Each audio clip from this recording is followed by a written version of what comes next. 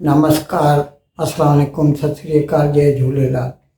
मैं हूँ जी प्रेम मटलानी और आप देख रहे हैं हालात हाजरा का प्रोग्राम। हकीकत ये है, इब्तदा में आपसे दरख्वास्त है चैनल ज़रूर सब्सक्राइब करें। दोस्तों, मैं कई प्रोग्राम कर चुका हूँ जिसमें मैंने आपको बताया था कि किस तरह जो दुनिया की सबसे ज़्यादा बिजली गाड़ियाँ बनाने वाली कंपनी है टेस्ला, उसका जो मालिक है इलॉन मस्क, ट्विटर का भी मालिक है, स्टारलिंक का भी मालिक है, वो चाहता था कि वो अपनी बिजली गाड़ियां भारत में बेचे। और इसके लिए भारत का जो हाईवे मिनिस्टर है नितिन गडकरी, वो उसके साथ मिला और उसने कहा कि वो क्या कहते हैं अंग्रेजी में, ही wants to test the waters. इसलिए अगर उसे इंपोर्ट ड्यूटी में कोई कंसेशन दी जाए तो वो अपनी चीन में बनी हुई गाड़ियां भारत में बिजली की गाड़ियां बेचेगा। और फिर अगर उसको लगेगा कि हाँ यहाँ पे अच्छी खासी गाड़ियाँ बिक रही हैं तो फिर वो भारत में कारखाना लगाने का प्लान बनाएगा। उस वक्त गडकरी ने उनको यही जवाब दिया कि देखिए जी, अगर आप भारत में कारें लगाने का कारखाना लगाएंगे हमें खुशी होगी। हमारे यहाँ स्कीम है प्रोडक्शन लिंक्ड इंसेंटिव, जिसमें कम से कम आधा जो है ना वो तो सब्सिडी मिल जाती है। यूँ समझ लीजिए कि अगर आपने 20,000 करोड़ का कारखाना लगाया तो 10,000 करोड़ तो आपको हिंदुस्तान दे देगा।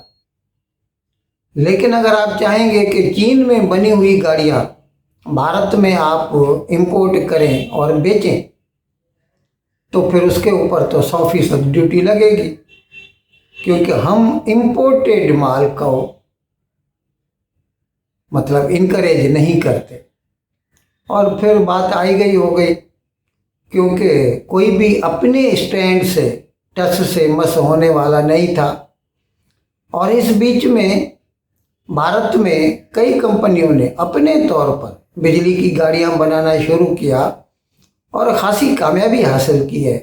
बराबर है, ये नहीं कह सकते कि वो टेस्ला के बराबर पहुंच गए हैं, क्योंकि इस वक्त टेस्ला को चीन की एक कंपनी है बिजली की गाड़ियां बनाने वाली BYD, वो चैलेंज कर रही है। हो सकता है कुछ वक्त के बाद वो दुनिया की सबसे बड़ी बिजली गाड़ियां बनाने वाली कंपनी बन जाए। लेकिन भारत की जो कंपनियां हैं जैसे टाटा मोटर्स है, महिंद्रा एंड महिंद्रा है, MG है, ऐसी कई कंपनियां हैं, वो भी बिजली की गाड़ियां बनाते हैं और खासे नंबर में बनाते हैं। तो इसीलिए हमने तो उसको इनकार कर दिया कि अगर आप इंपोर्ट करेंगे तो आपको कोई फैसिलिटी नहीं मिलेगी।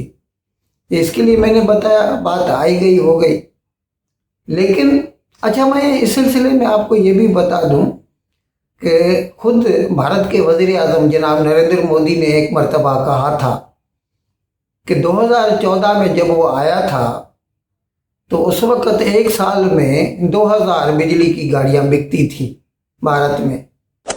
अभी जो साल गुजरा है 23-24, इसमें भारत में 2 लाख बिजली की गाड़ियां बिकी हैं। खैर, तरक्की तो हुई है, लेकिन अगर टेस्ला भी आ जाए तो कोई मजाक नहीं और अच्छा है। तो खैर, मैंने बताया कि उस वक्त तो गडकरी के साथ इलॉन मस्क की बात नहीं बनी। पिछले साल जून में जनाब नरेंद्र मोदी अमेरिका गए थे और वहाँ पर उसकी कई बिजनेसमैन से मुलाकात हुई। और ज़ाहिर जो बाइडेन से तो हुई, जो दूसरे वज़रा वगैरह थे उनके साथ तो बात हुई, लेकिन इसके साथ साथ इलॉन मस्क के साथ भी मिले। और ज़ाहिर है बात तो यही थी कि आप भारत में टेस्ला बनाने का कारखाना लगाएं। अब क्या उनके बीच में हुआ जिससे ऐसा हुआ कि अभी 1-1.5 महीना केवल, अभी ये गवर्नमेंट ख़त्म होने वाली है, 4 मई को इलेक्शन के रिजल्ट आ जाएंगे, उसके बाद नई सरकार बनेगी। अब वो मोदी की बनती है या किसी और की बनती है, खुदा बेहतर जानता है। तो इसीलिए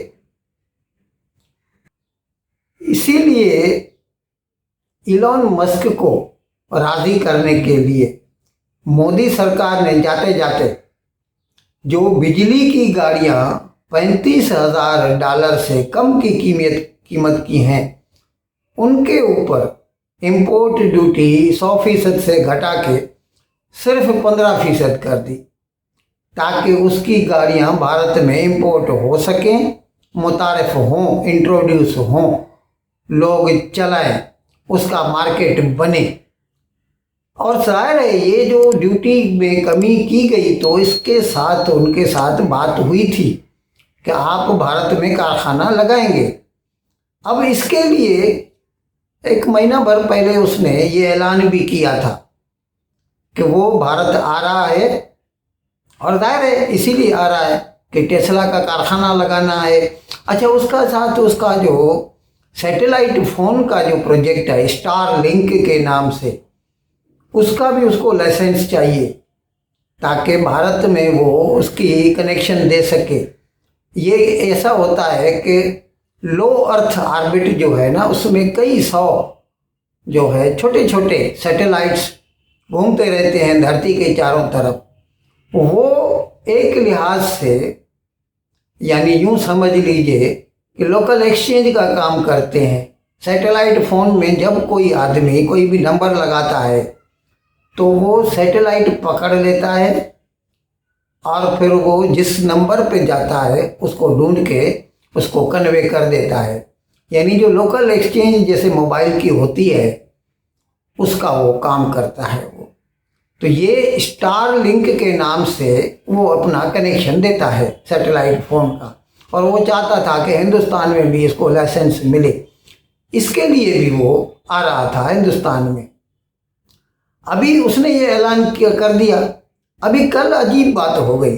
कल उसने फिर से ट्वीट किया एक्स पे, आजकल एक्स बोलते हैं उसे, उस पर उसने अपना मैसेज डाला कि क्योंकि मुझे टेस्ला कंपनी में बहुत काम है, इसीलिए मैं बहुत मसरूफ़ हूँ, वक्त नहीं निकाल सकता, इसीलिए मैं अभी नहीं आ सकता भारत में, चंद माह के बाद आ जाऊँगा।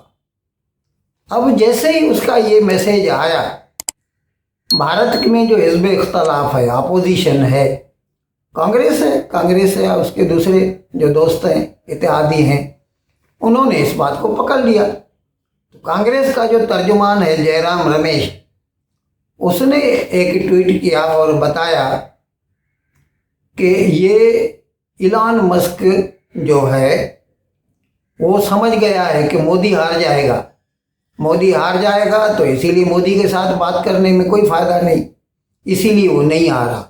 यानी उसने तो ये कहा कि Musk has read the writing on the wall. अब यहाँ पर मैं अपना टेक देता हूँ। मुझे नहीं लगता वो इसीलिए डर गया है कि कांग्रेस आएगी तो क्या होगा, लेकिन बहर आखिर है तो वो व्यापारी, उसका काम क्या है? कमाना। उसका काम जो है किसी की साइड लेना नहीं है। उसको कोई ज़रूरत नहीं पड़ी कि मोदी की साइड ले या राहुल गांधी की साइड ले। उसको अंदाज़ा हो गया होगा कि खुदा न खास्ता, भले ही इस वक्त जो पब्लिक ओपिनियन है भारत में वो मोदी के फेवर में है, लेकिन इलेक्शन बड़ी क्या बोलते हैं, बहुत गंदी चीज़ है। You never know, it is not over until it is over. जब तक वो नतीजे नहीं आ जाते, वसूख से, यकीन से आप कुछ भी नहीं कह सकते। इसीलिए उसको ये अकल आ गई कि क्या ज़रूरत पड़ी है मैं अपने आप को ऐसे वक्त में जाके मोदी की सब। अब जाहिर है वो जब इधर आएगा और अखबारों में, टीवी पे ये बात आएगी कि वो कारखाना लगा रहे, तो इससे मोदी को फ़ायदा होगा। इसीलिए उसने ये सोचा होगा कि खुदा न खास्ता अगर कल मोदी नहीं आता तो जो नई गवर्नमेंट आएगी वो तो मेरी दुश्मन बन जाएगी, और मैं ऐसा काम क्यों करूं? बेहतर है 2 महीने बाद में जाऊं मैं। जो भी हुकूमत होगी वो भी चाहेगी कि हिंदुस्तान में सरमायाकारी हो, क्योंकि कम से कम 3-4 बिलियन डॉलर की वो सरमायाकारी कर रहा है, और उसके साथ यूं समझ लीजिए कि आधा 1 लाख लोगों को तो नौकरी भी मिलेगी, उससे एम्प्लॉयमेंट अपॉर्चुनिटी भी बनेगी, और एक नहीं कई प्रोजेक्ट हैं उसके। तो कोई भी सरकार होगी वो उसको खुशामदीद कहेगी। इसीलिए उसने सोच लिया होगा कि चलिए अभी नहीं, कुछ महीने के बाद चले जाएंगे। बाकी ये कहना जयराम रमेश का या कांग्रेस का कि उसने समझ लिया है, अरे भाई ये तो खुदा को ही मालूम है और किसी को नहीं मालूम कि मुस्तकबिल के पर्दों के पीछे क्या छुपा है, क्या होने वाला है 2 महीने के बाद 4 जून को उसका नतीजा क्या होगा। इसीलिए उस बेचारे ने to be on safe side अपना जो प्रोग्राम है उसको पोस्टपोन कर दिया होगा। बाकी ये कहना कि उसको पता चल गया है कि कांग्रेस आ जाएगी और बीजेपी हार जाएगी, ये कहना सिरे से गलत है, और ये एक किस्म की यूं कहिए कि किसी को मिसगाइड करना है हिंदुस्तान के पब्लिक को। ऐसा बिल्कुल नहीं है। इन अल्फाज के साथ आज का प्रोग्राम ख़त्म करने की मैं आपसे इजाज़त चाहता हूँ, लेकिन विदाई लेने से पहले एक मरतबा फिर आपसे मेरी दरख्वास्त है कि जिस किसी साहब या साहिबा ने अब तक हमारे इस चैनल को सब्सक्राइब नहीं किया, अज़राए करम इसको जल्द से जल्द सब्सक्राइब करें, प्रोग्राम को लाइक करें, शेयर करें और घंटी का बटन दबाना न भूलें। बहुत बहुत शुक्रिया। खुदा हाफिज़।